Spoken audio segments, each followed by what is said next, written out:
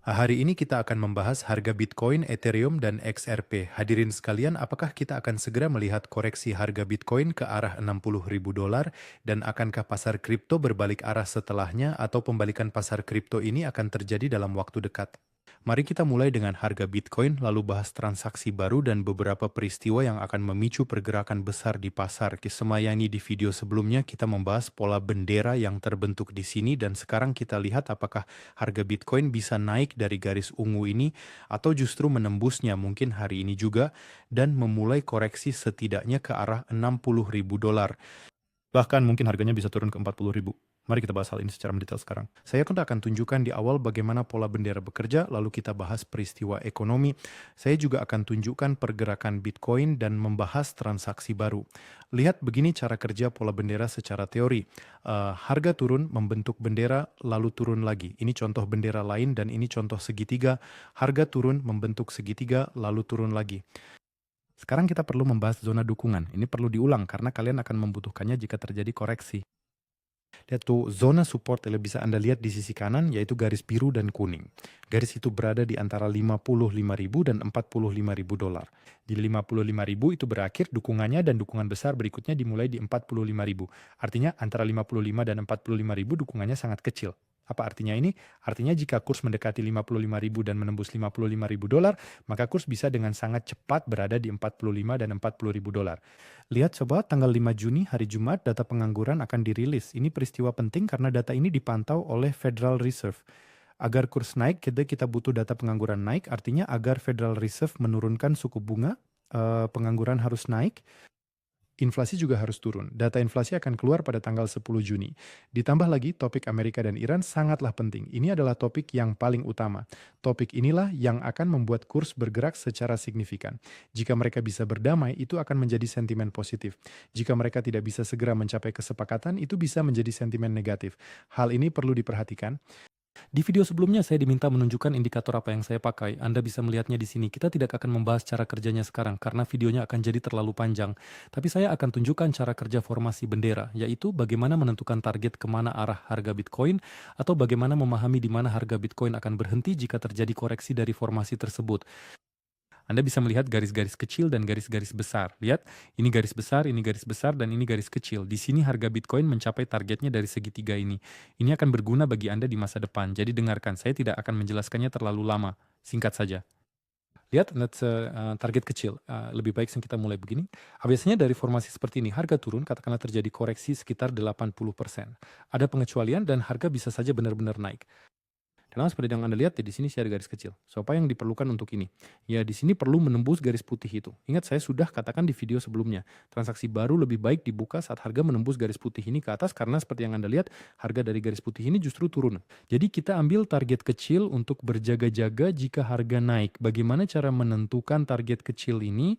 Anda ambil garis resistensi dan garis support, lalu selisihnya diletakkan di garis penembusan, yaitu di garis penembusan di sini atau di garis penembusan di sini.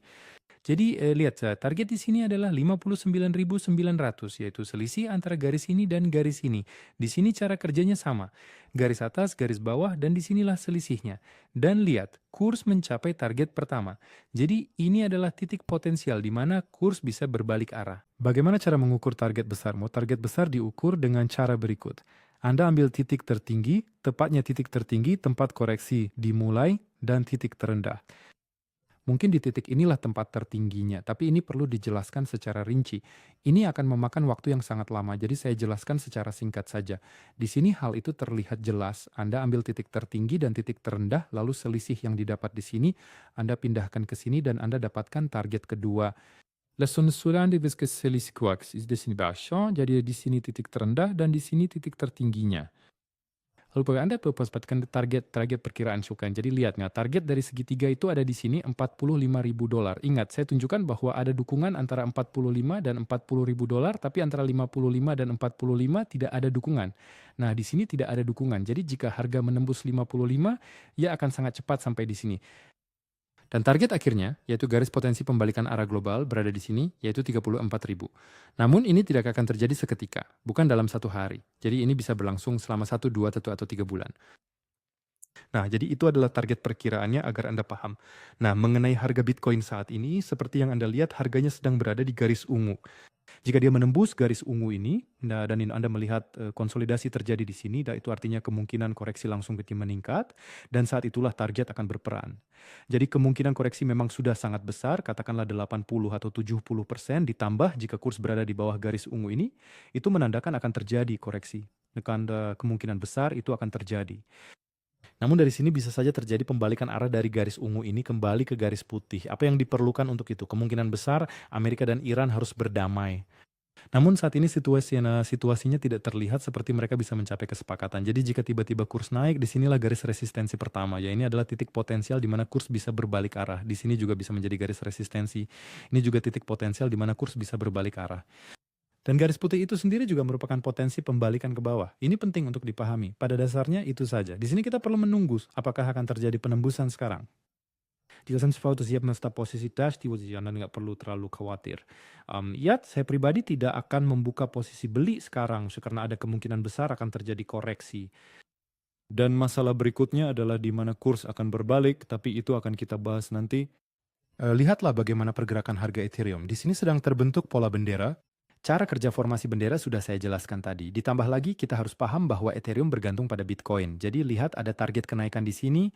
Untuk mencapainya kita harus menembus garis putih dan di sini ada garis ungu. Jadi untuk turun ke target tersebut kita harus menembus garis ungu.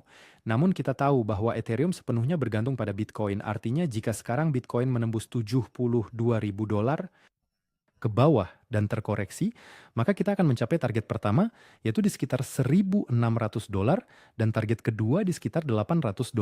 Garis-garis hijau ini adalah panduan untuk Anda. Ini adalah titik di mana harga Bitcoin bisa berbalik arah. Jadi ini adalah potensi titik di mana Ethereum bisa berbalik arah secara global. Penting untuk memahami hal ini. Jadi katakanlah jika Bitcoin turun ke $50.000, Ethereum akan jatuh ke 1.250. Nah, apa yang terjadi dengan Ethereum sekarang? Ini sebenarnya pertanda negatif. Apa yang terjadi saat ini? Karena Ethereum berada di bawah garis ungu.